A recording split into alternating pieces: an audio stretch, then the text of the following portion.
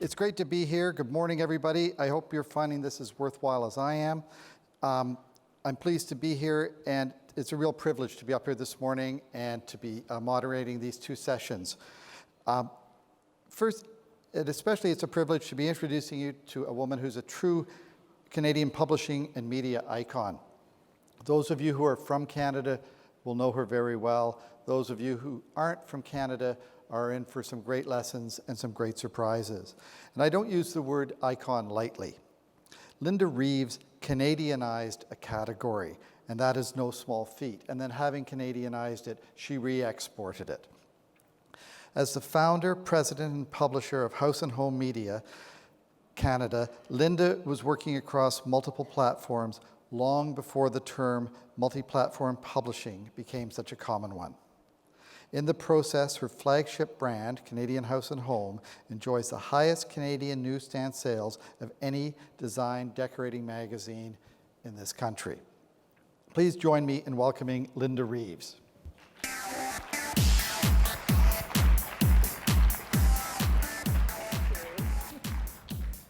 Yeah, there we go.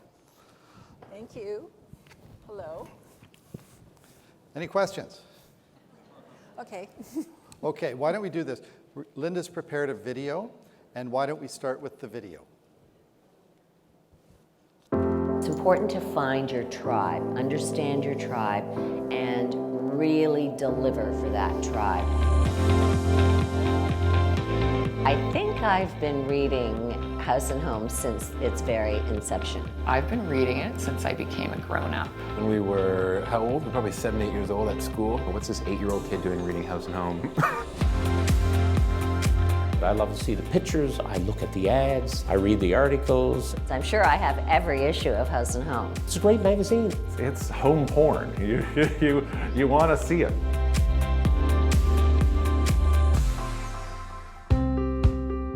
I think the influencers are working in advance of the rest of the world. There's great value from a consumer point of view in buying into the expertise that designers provide. I don't think there's a decorator designer in Canada that doesn't read Canadian House and Home. So as we were opening, Lynda had done a house with all of our colors. She was our first big fan. We would sell more quarts of gloss black in those 2 weeks that it was featured in the magazine because she used it. One of the designers that I hired to help me with my home was from a 2005 issue of House and Home that I kept. And I loved this designer, and I hired her in 2011 to help me out.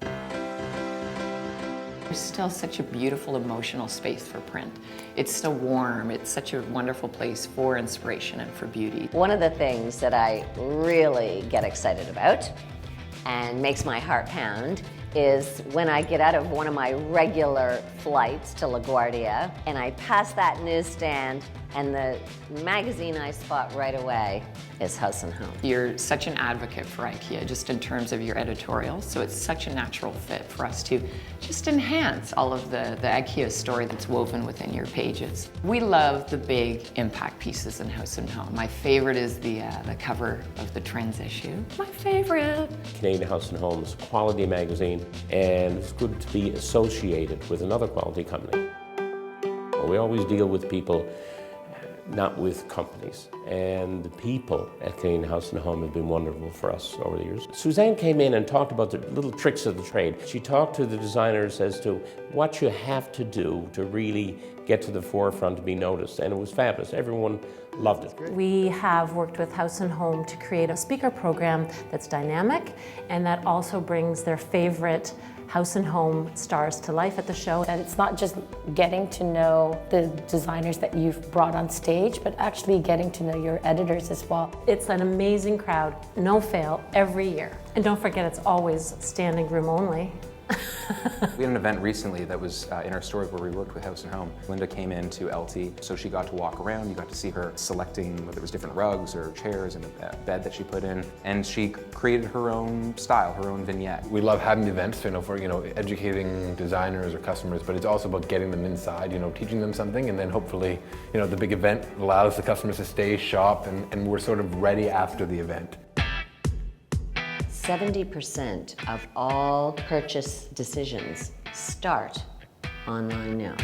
I think the little tours that you go on are really the answer to helping people understand what the magazine can offer. It certainly is changing the viewer's ability, the audience's ability to see more deeply, to see more clearly, to make different decisions. Lynda and Kirby came to our offices and wanted to understand more about smart TV. If you wanted to watch, say, 7 episodes in a row of bathroom renos, essentially you're 3 clicks away. 1 click, Smart Hub button.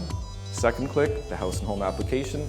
3rd click, the category that's of interest to you. House and Home did a feature with Samsung featuring specific panels and appliances which make for a more immersive experience. The connected cocoon is the trend.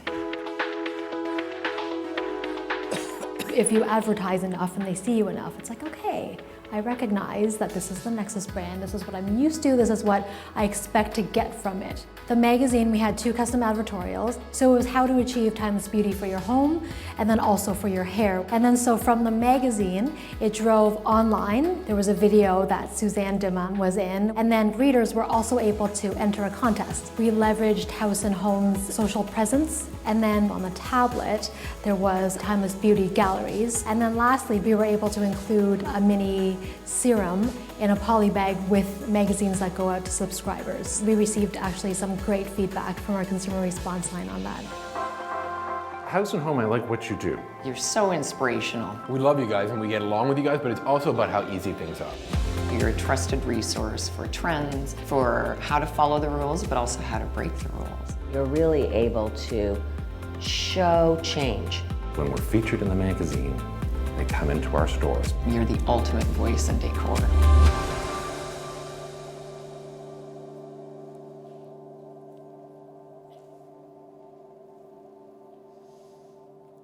Good. There you have it.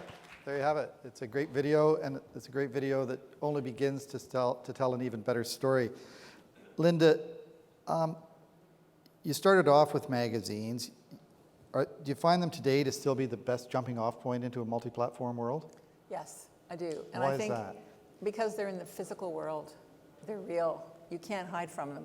Every time you walk by a newsstand, you're advertising your brand. I still know people that are not on the internet or on their tablets reading magazines.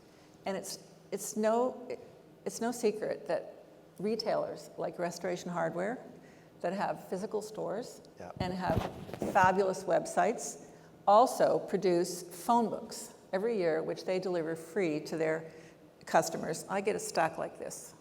You still have to go online to learn about the product, to get the pricing, to order it, but they understand that the immediacy of that print publication in the home is driving their business. How do you take a concept, or you know, over the course of this video, we saw a bunch of little shots into different articles, TV programs, et cetera, et cetera. How do you take an idea from one platform to another? What does that process look like? And do all ideas go across all platforms equally? No. We try to use our footprint to sell everything, or all the products that we do, because that's the best reach for us. We reach about 4 million people a month through some platform. A perfect project is a project that touches all the platforms and more.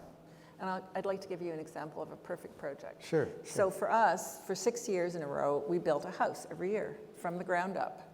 Found a lot, got it designed, built the house, and furnished it with our advertisers' products, taped the process of building it, put it online, made TV shows out of it. It became the grand prize in a lottery for the Princess Margaret Cancer Research Fund. And over the course of the 6 years we did this, we raised over $50 million for cancer research. Our consumers knew about it. They got to tour the house while it was open to the public. 50,000 people went through, which in our city is a lot of people. And it got secondary media, was on everybody's TV show and radio show. Our partner had a huge ad campaign to talk about this grand prize. So our brand got tons of exposure. And the best part was that our advertisers felt great. Our staff felt great because everybody was contributing. We knew we were doing good work. It put a halo over our brand. and it was on every platform. That's a perfect project for us. But also, while it was on every platform, you were giving back to the community that was enabling all of your success, et cetera, Yeah, et cetera. and it was in our market. It was what we love to do. It was about design. Right. So it was a win-win for everybody. Everybody won. That's a great story.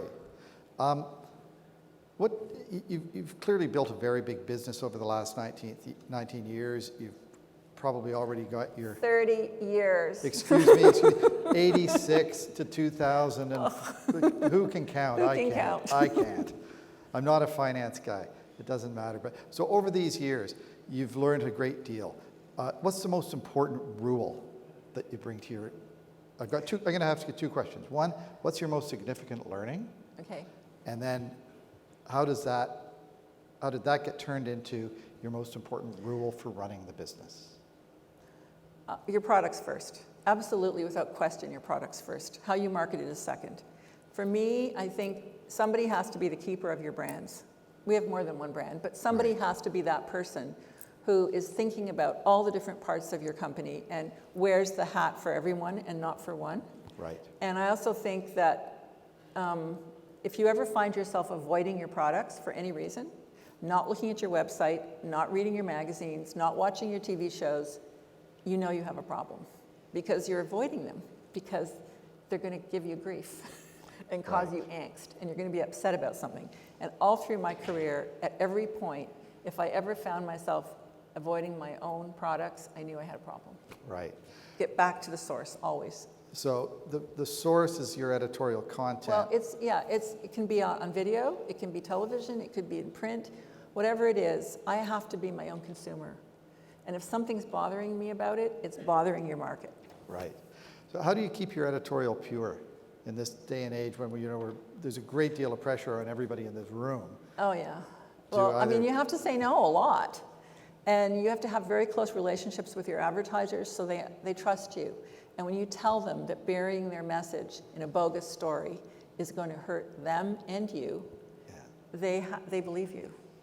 And you have to deal with the media planners who think if they're not getting something free, giving something free to their clients, which is usually some sort of editorial, right, that they're not delivering. And you have to get their confidence, educate them. It's hard. This whole native advertising thing is like a nightmare. I mean, let's face it. It's when done well, it can be an enhancement, but consumers know the difference. And I've heard a lot of consumers complain that if they're going to pay money for a magazine or any product that you have, they don't want you to spend all your time trying to sell them something. They want your pure point of view. They want your editorial commentary. Do you think this problem is going to go away on its own? Do you think it'll fizzle out? I hope so. No, I don't think so. No? No, I think you have to have a line in the sand. Right. You have to deliver a certain amount. It's like people have to leave your product feeling like they've had a good meal. They have to feel full. You have to have given them their fix. Like I have people write to us and say, I didn't get my fix this month. I looked for it, but I didn't get it. Make sure that they get it. After that, you can wrap it in ads. You can wrap it in, native advertising. But they've got to have that pure fix of purely editorial content. And clearly, you've built great relationships with your clients over the years, the 29 years, almost 30 years with your advertisers, and serving a self-contained community, which you've expanded your stable of advertisers as you've expanded your stable of offerings. But clearly, you've had the self-discipline to develop relationships that allow you to say no. Yes, but give them something else. Right. Just try to find out what they need, what their goals are, and give them something else that accomplishes their goal without compromising your integrity in your products. Right, right. Because without your integrity there's nothing. There's nothing for you have them. You have to play the long game. It's not going to be a year or two because it happens to be in fashion. How do you keep your vision and your passion? The passion you have for this business is really quite remarkable, and your enthusiasm. How do you keep this instilled in what I can only imagine is a constantly growing team? I have an amazing team. We're not very big. We're like 70 people, plus our freelancers. Everybody eats and breathes design and loves it, and everybody has a touch point where they touch our market. I notice in a lot of magazines now, they seem to be downplaying the personalities. because they think that it makes them vulnerable. Right. If they have a face that, you know, that is their brand and then that face disappears. I think the thing that makes you vulnerable is also your strength. You have to have people who your customers recognize and relate to and identify with. And those people, I mean, they're fueled by that.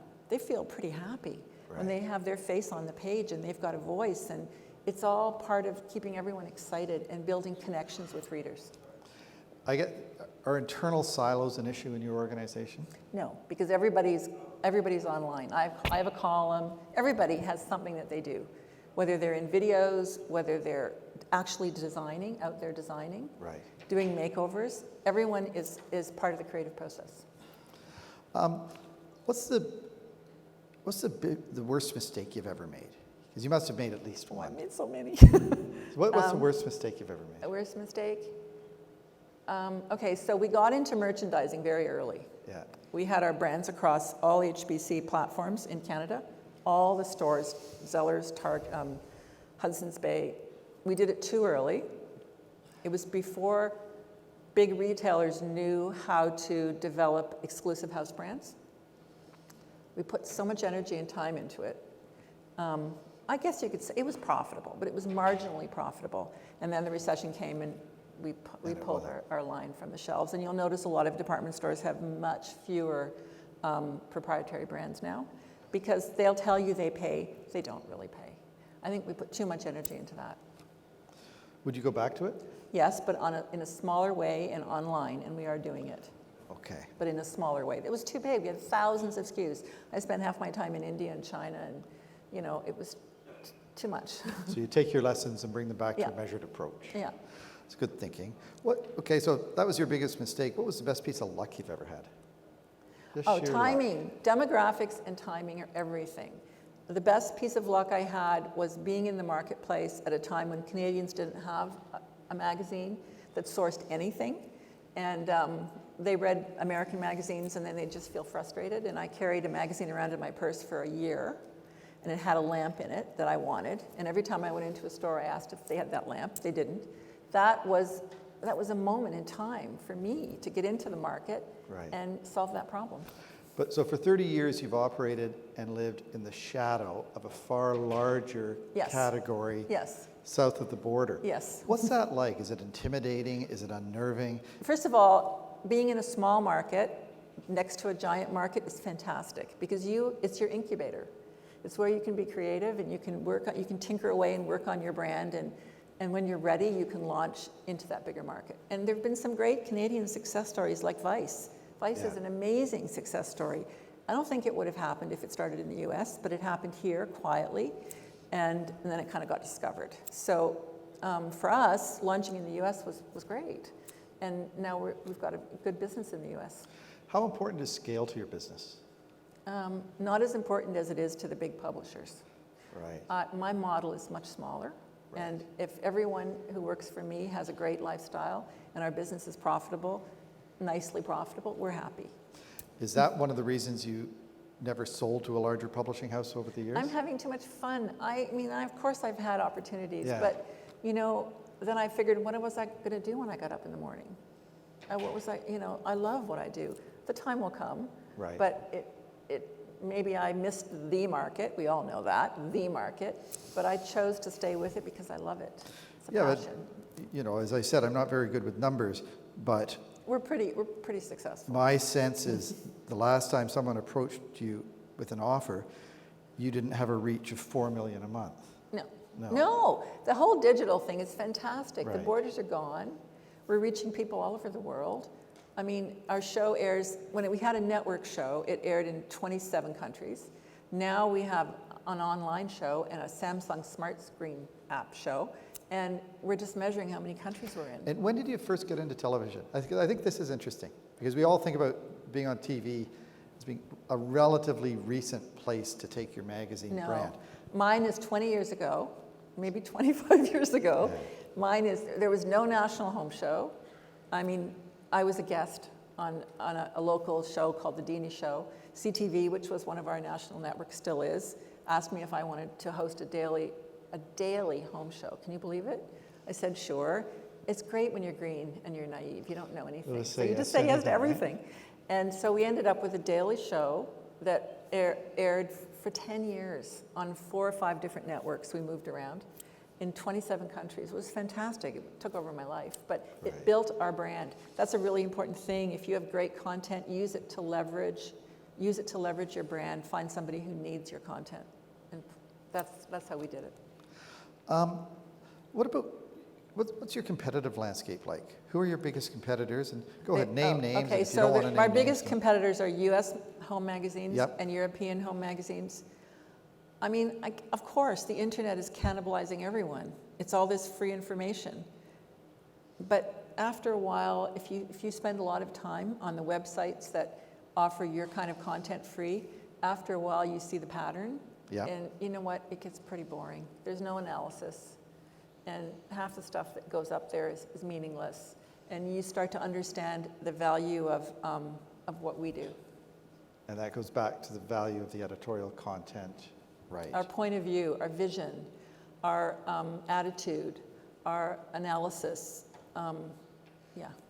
Are there any barriers to your growth?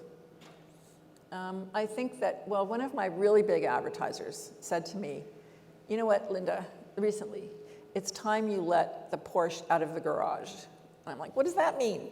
He said, well, you know what, you just have to get big fast now. You have to do something big fast. So I'm hunting for that thing, forming partnerships to do that. I've probably kept it too close for too long. Too self-contained? Yeah. Well, I'm a control freak. Right. I mean, most of us here are, right? And so, I have been hesitant to form partnerships which would really expand our growth because I wanted to control quality. And sometimes that's not a good trade-off. So after 30 years of doing it by yourself, albeit with a great team. With a great team. But after 30 years of that, what have you learned about the characteristics you would need in a partner? I want someone who brings a different skill set than I have. Right. A bigger vision than I have. I'm focused on our subject matter. That's my focus. And I want someone who's going to worry about the other stuff, the marketing, more than I do. Okay. Yeah. And would you care if the partner were Canadian or ex-Canadian? No, because we're not only in Canada. Right, right. However, we have these foreign investment laws, which are a real problem. We're working worry on about those. them now. Hope someone's listening. They'll change one day. Yeah, someday. They will, I'm Yeah. sure. So what keeps you up at night? People problems, always people Yeah. problems. And also that what I talked about earlier, not wanting to look at something, at a product because I'm scared of what I'm going to see. And then I get up in the middle of the night and I force myself to go and look at it. Right. And then I don't have floating anxiety anymore. Now I know exactly what it's about and I can go to work the next day and deal with it. Okay. What do you see as the biggest threat to your business or risk? I don't know. I mean, I don't know. Risk-free business here. I don't know. What's a risk? What's a threat to the business? I don't know. I have to be careful that I have a true ensemble because if I die tomorrow, if I'm hit by a bus, I don't want my brand to die because there isn't enough around it. So I work really hard at that. I've taken a big step back. So your legacy, I want it, You and want a whoever legacy? wants to continue Okay. it should continue it. But you can't be focused on one individual. Like we've seen that model with other U.S. magazines where one woman is at the helm, Right. and it's vulnerable. right, okay. What were your worst growing pains? You've Money. money. Money. This money, The this first capital? 3 years, oh my God, that was really bad. And also when the recession came and hit publishing as hard as it did. In 2008? Yes, or it's the been early very, 90s? it was tough. No, the 90s were okay, but 2008, tough. We all saw the water in the pond go down. Yeah. And the diversification to all the other media. Sure, it's exciting and fabulous, and we all know how to do it, but monetizing it is hard. Right. I didn't ask you this when we were chatting beforehand, but have you, and if you don't want to answer, you don't have to. What? Have your revenues returned to their No, but they're climbing. They're getting No, we had these numbers. We had an EBITDA that defied gravity. Like, we didn't even understand how we got it. Right. And no, it's not there. But we're climbing. Will it return there? I don't know. It might not. It might No, not. it might not on the brands that I have. I might have to have more brands to do that. Right. Which I could do. That makes sense. Yeah. That makes sense. Before I ask one last question of you, are there any questions in the audience? Sure, over here. Now, okay, there's one there, but this gentleman at the front was first. I know this gentleman. Hi, Lynda. He's one of the first people I met in publishing 30 years ago. Lynda, you've been very brave this morning, and I think on behalf of all of us publishers in the room, thank you for being so honest. Thank you. My question is one that we're all wrestling with. Many of us have issues about native advertising, and God knows that word continues to annoy me, even as we call it native advertising. But we kind of all accepted to some degree advertorials and advertorial sections, and even at my magazine, I've done a few of them, and I've labeled them, and hope that readers would forgive me for what I've done. How do you rationalize them? How do you label them? They're not going to go away, but how do you live with them, Lynda? Okay, so we've always done paid promotions, always, for many, many, many years. And they're clearly labeled. So we'll say, House and Home and IKEA present. And I don't think the reader minds that. I think they see value in that. As long as your magazine's not weighted towards too many of them, that's fine. What I object to is when a media planner asks you if the mop can be in the kitchen of the house that you're photographing, and the woman who owns that house can be discreetly mopping her floor. And yes, that I object to. The readers know the difference. So as long as you clearly label it and you're bringing value to your reader, I think it's fine. And on that point, we're going to conclude because we must respect the schedule. But Lynda, thanks so much for bringing your discussion around full circle. We started out talking about the importance of your tribe and your respect for the tribe, and you ended by talking about your respect for your tribe's members. So thank you very much on behalf of everyone here this morning.